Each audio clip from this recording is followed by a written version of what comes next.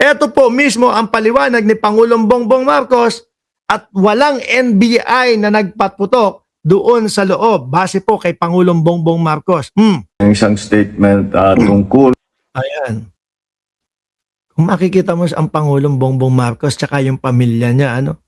Singit ko lang ho ito, ha? Edel Lumingkit at Juby Sestina. Singit ko lang ho ito. Kung makikita mo si Pangulong Bongbong Marcos tapos yung kanyang pamilya, Sandro Marcos, tsaka yung dalawa sila Bini, ano po? Tapos si First Lady Lisa Marcos. Although matatanda na ho, mga kababayan, makikita mo pa din iba yung class, no? Versus doon sa mga doon sa kabilang pamilya ho, mga bossing. Yung kabilang pamilya, puro tapang. Pero kapag ka mga pinatulan, wala na. Lalo na yung Baste Duterte. Again, pakinggan na ho natin ang ating Pangulo, mga boss. Magandang gabi po mga minamahal kong kababayan.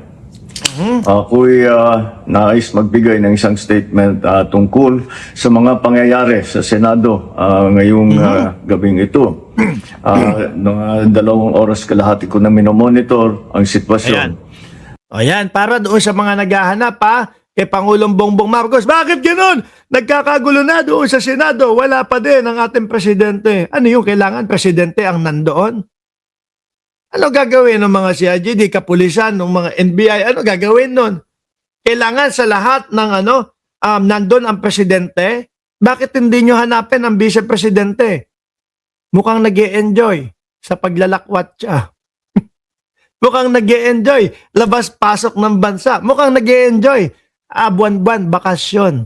No? Tapos ang hahanapin nyo, ang presidente, ayan, nakamonitor, nakatingin, no? Hindi winawalay ang tingin doon sa nangyayaring kaganapan doon sa Senado. At nung una kong nabalitaan na nagputukan, ay ang una kong tinawagan ay si Sec. John Vic Remulla ng DILG. At tinanong ko, Ayan, which is nandun, dumating naman si John Vic Remulla, kaya lang, madami pong nadidismaya, no? Ako ho, sinusuportahan ko ang magkapatid na Remulla, lalong-lalo na si Ombudsman Boying Remulla. Pero madami pong nadidismaya kay John Vic ngayon, mga bossing. Meron din tayong mga naririnig. Gusto papalitan na si John Vic. Sabi, kung siguro si Torre ang nakalagay dyan, o kaya ang dating senador na si Antonio Trillanes ang ipapalit dyan. Malamang nahuli na yan, malamang nakuha na yan, malamang nahugot na yan si Bato de la Rosa, no?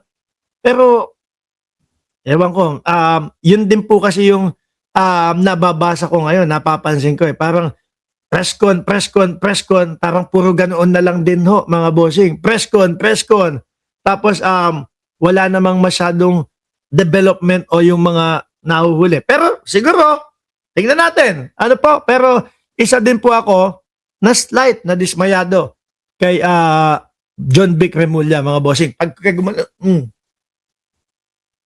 Kailangan kapag kayang tayo mo ng gano'n, tapos yung mga tindig mong gano'n, ibig sabihin, tapos na to, no? Mamaya arestado na tong mga to. Okay. Sabi ni Juby Sestina, opo, kung kay Torre lang yan, may kinalagyan na yan. Oho, okay. Pangulo, tuloy po. magpa-report ka sa mga pulis na nandun na kung may nangyari, kung meron silang ginawa. At tapos ang sunod na tawag ko naman ay sa NBI. At tinanong ko sa mga NBI at kay Director Matibag, kayo ba ay pumasok sa Senado? Sabi niya, wala kang instruction. Ang sabi sa akin, wala kang instruction, sir. Kaya mas namin gagawin yun. Ibig sabihin, walang NBI na ang itinuturo ng mga DDS, NBI daw ho, mga kababayan. NBI daw po. No? At saka ito, Pia Cayetano, mamaya mapapadaanan natin yan. Pia Cayetano, tama ba? O baka ibang senador yung nagsalita? Tinawagan si Matibag.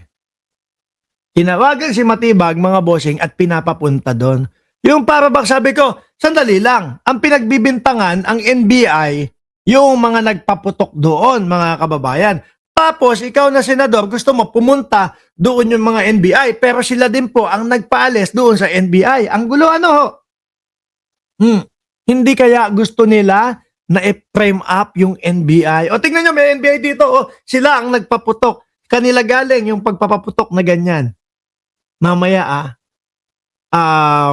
iaano ko po, ipapakita ko po sa inyo, mga kababayan, yung mismong interview dito po kay Melvin Matibag. No? O, tuloy. Kaya't masasabi ko sa ating mga kababayan, yung nakikita po ninyo na naka-uniforme sa loob, sa mga sa news, ang mga naka-uniforme doon, dalawang klase. Yung Ayan. PNP, police, na naka-duty sa Sino? Senado. Na Yun yung sinasabi ko kanina sa inyo, mga kababayan. No?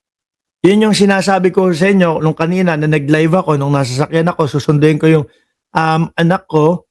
Mayroong mga nakadestino doon na mga kapulisan, PNP, na araw-araw na pumapasok sila, rekta na po sila doon sa Senado papasok, mga kababayan. Sila, yung mga PNP na nagpapanatili ng kaayusan at kapayapaan doon sa Senado, mga bossing. Ano? Sabi ko naman sa inyo, mamaya na. kasi babanggitin pa ni Pangulo yung isa pang naka-uniforme. doon sila para bantayan ng Senado, para mag-crowd control, para mag-secure ang Senado. Yung isa pang may hawak na naka-uniforme ay yung Marines, may Marine Detachment na nandun talaga sa Senado, tiga doon sila. Ang trabaho din nila is secure ang Senado at magbigay ng yung nakikita ninyong honor guard. Yan lang ang O yan. So may Marines din doon sa Senado, same din po nung PNP na nandoon sa Senado, mga kababayan, pumapasok sila araw-araw, rekta doon upang panatiliin po ang kaayusan at kapayapaan. No? At saka ho, mga bossing, doon si Amy Marcos yata o kung sino mang senador yung nagsasabi nun, yung mga gwardiya naman po namin dito sa Senado, basic lang po. Walang mga mahabang mga baril daw ho. Nakita sa video, ang haba, nakaupo nga doon yung mga yung mga osaa, may mahahaba po na dala. Sabi ko sa isip-isip ko, iputok nyo kaya yan o maiputok nyo kaya yan kapag yung talagang pinwersa ng NBI na kunin na si Bato de la Rosa. Nakita ko yung isang kasamahan nila doon, nag-iiyaw, trabaho lang po ang ginagawa ko. Tapos yung medyo makuha na, tumahimik ng konti. Kaso hinablot ulit ng NBI, isinakay. Trabaho, umiyak na naman. Iyakin. Pangulo, tuloy niyo po. sundalo o pulis na nasa loob, tiga doon ang nandun. Yung isa pang nakita ninyong grupo, At tiga doon ang nandoon. Yun pa lang mga kababayan. No? Yung mga Marines at yung mga PNP. At ang pangatlo na na may hawak na mahabang mga barel ay sino po, Pangulo? nakasibilyan at may hawak ng mga mahaba, mga usayon, yun naman sa Sergeant Ayan. at Arms ng Senado. So lahat ng nakikita ninyong naka-uniforme o naka-armado ay nandun, ay tiga doon. Nandun sila talaga, doon sila nagjo-duty. Ayan. At isa pa ay nais kong maibida sa inyong lahat. Sabi ni Jonar Galera, pinaklear ang second floor bago magputukan. Biruin mo yun. At tapos nagsisisigaw doon, di ba? Si Alan Peter Cayetano, pinapatay ko na po ang ilaw. Parang, baliktad mo si. Kung kayo talaga ang pinuputukan, ayaw mong mapapatay yung ilaw dyan. Gusto mo, mananatiling maliwanag yan para kung saan man o lalapit man sa iyo yung nagpapaputok or whatever, makakalayo ka. Alam mo yung dadaanan mo, alam mo yung tatakbuhan mo kasi may ilaw. Pero kung patay ang ilaw niyan, ang gulo. Paano ka lalayo doon sa mga kaganapan na yun? Paano mo i-secure ang sarili mo? Paano mo makikita kung sino yung mga nagpapaputok? Di ba? Kaya ang tumatakbo sa isip ko, hindi kaya pinapatay nito yung ilaw para walang makita o mahagip ang CCTV? O kaya dinamay na din yung CCTV para walang walang ma-record. Syempre ho, mga kababayan, anong oras na yon? Alas 7:30 na ho yun, mga bossing. At sinasabi pa nila, may nagtip kay Soto daw po o may nagtip doon sa 4 na senador. Kaya umuwi daw. Alas 7:30 na. Ang tingin ko ho dito, mga bossing, pwedeng mali ako, pwedeng tama ako. Pero ang tingin ko, yung grupo ng mga DDS na mga senador, nagpaantay ng konti, hinintay na umalis yung mga senador, alas 7:30 na, syempre, mag-uuwian na. So sila, dito muna tayo. No? Para magmuka na may nagtip doon sa 4 na senador, Pangilinan, Bam Aquino, tapos Risa Ontiveros, tapos kay Soto, or kung sino pa, tapos saka tayo dadali, no? Meron naman tayong mga kaibigan na mga PNP dyan. Meron naman tayong mga kaibigan na mga USA dyan.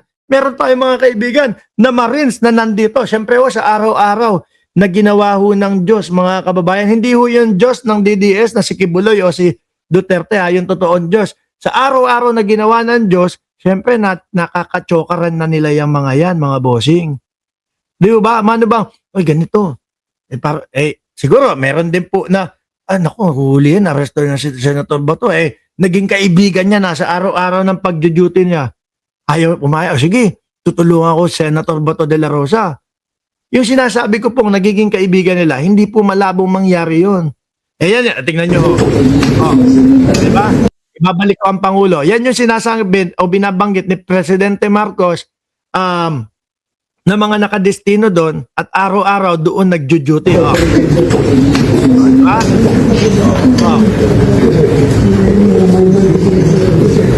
Diba?